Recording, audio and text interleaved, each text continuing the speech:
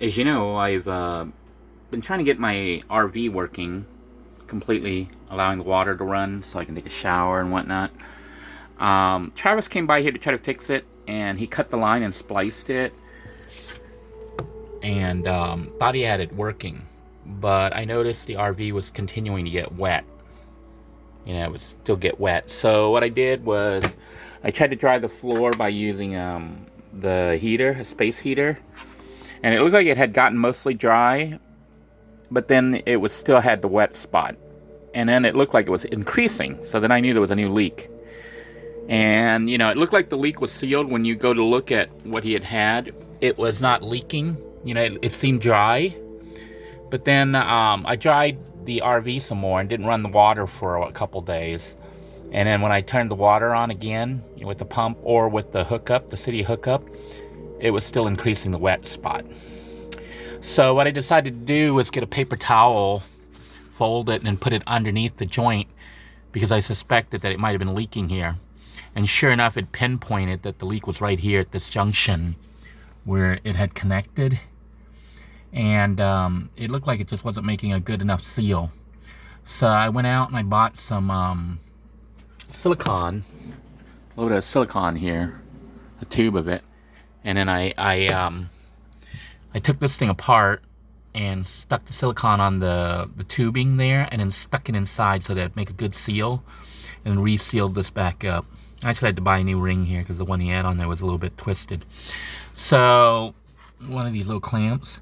So that's what that white you see is a silicone, and now you can see it's totally dry. So it looks like it's a good seal, and I do have the water on right now. I have the city water turned on, and it isn't leaking. So all that remains to be done is to completely dry this out by running the space heater on it and then letting it sit for a day or two, and then I can start to put everything back up. But meanwhile, the shower and stuff should be usable.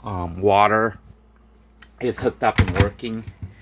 As soon as I see that spot is dry completely and I run the water, showering and everything like normal, and it doesn't get wet, then I'll be confident that it's no longer leaking, and I can go ahead and seal this all back up. Although I'm going to make it accessible.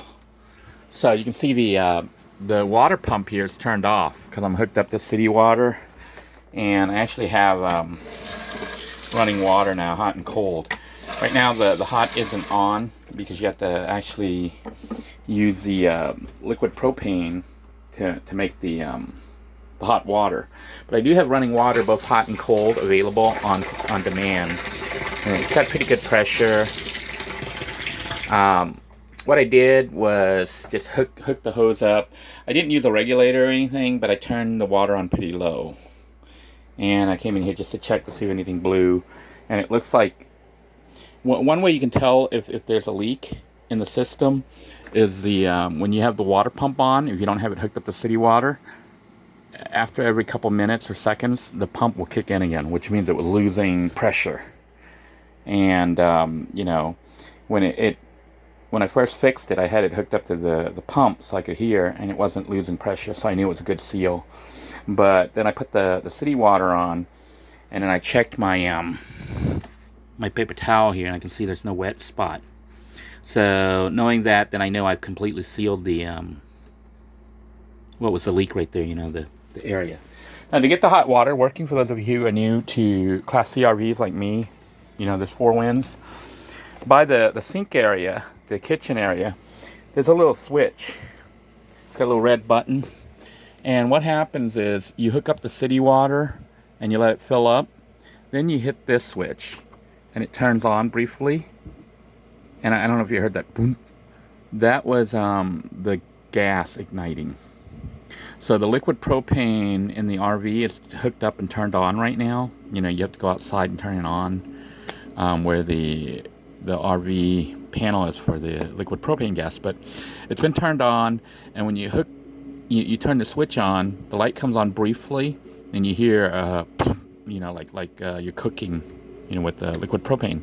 Anyhow, that means that it's actually heating right now. The water's heating. And I thought this was supposed to shut off automatically, but I don't think it does. So I'm going to let this run for maybe 5-10 minutes, and then I'll come manually turn it off. Because I thought the light would, I thought it would switch off. I don't know how it would switch off, but I thought it would shut itself off, but it doesn't, as far as I know. So I'll let it run a little bit, and then come manually switch that off in about 5 or 10 minutes. That should be enough to heat up the water. That way I don't leave the propane running all day, all night, and wasting gas. And then once that's running, after a few minutes, the water here will actually get hot. Let's see if I can get it hot now. Yeah, it's already warming up. So it'll take a few minutes to let it heat up, but once it's heated up in the tank, as soon as I turn on the hot water, it is like boiling hot. So you got to be really careful, because the water doesn't come out warm. It comes out boiling hot, scalding hot. So once it's hot, I can run the hot water and mix it with the cold water, and then it'll get warm, and I can take hot, warm showers, hot showers, or cold showers. So the RV is like pretty much fully functional at this point. The only issue is the air conditioning, the built-in AC, up here. It still keeps tripping the circuit breaker, which is under the bed. So what I've done is I've installed my window AC and run that, and it seems to run fine. It doesn't completely cool down the whole RV, but it cools the bedroom area down so I can chill back here. But it also keeps the rest of the RV up front kind of somewhat cool. And if I want to stay back here, I can shut this bathroom door and close off this area like a little living area. And it's pretty cool in here. So it's boiling hot outside in Florida right now, and it's pretty cool in the RV.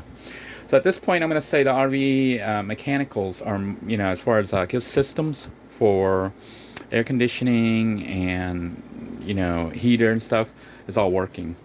And I think this RV actually has built-in heater, because I didn't do it, but my daughter accidentally set the heater on instead of cool. She set it on heat and turned the unit on, and hot air was blowing. So that's what that little tube is right there.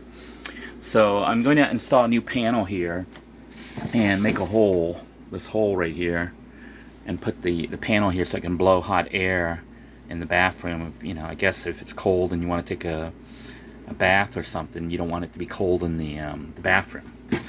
And next time I make a video, hopefully you'll see that I've completed the bathroom as far as the floor and everything, and it should look nice.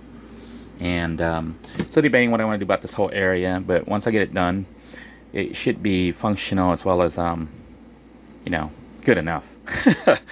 So I hope you guys found this video useful. For those of you who are trying to troubleshoot your leaking water, apparently on this model at least, check the panel that's behind in front of the bathtub, because they ran the hot and the cold water line there. See, there's this is the cold water line, and I think the red one's the hot water line, and that was the repair from the leak. So it seems to be working now. No more water leaks. And all I need to do now is just, let this all dry out, and then I can put the floor back down. So until next time, everyone, take care. God bless you all. Please stay safe. Goodbye now.